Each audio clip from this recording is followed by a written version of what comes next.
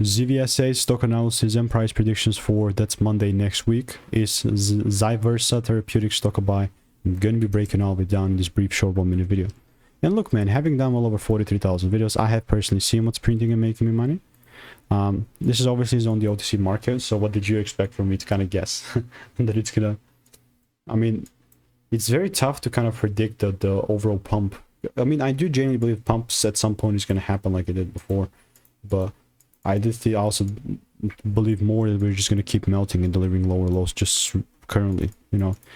I do think the near future is just going to be just straight up sell sides. But yeah, it's not like I'm even going to trade this. Come on, it's on the OTC market. Not that you cannot trade it, but I'm just saying, there's far better tickers to follow. My bias on ZVSA is that I'll not touch it. Simple. So if you want to get my money making emails and insights for free, click the first link in the description, and I will continue to keep you updated. So goodbye and enjoy.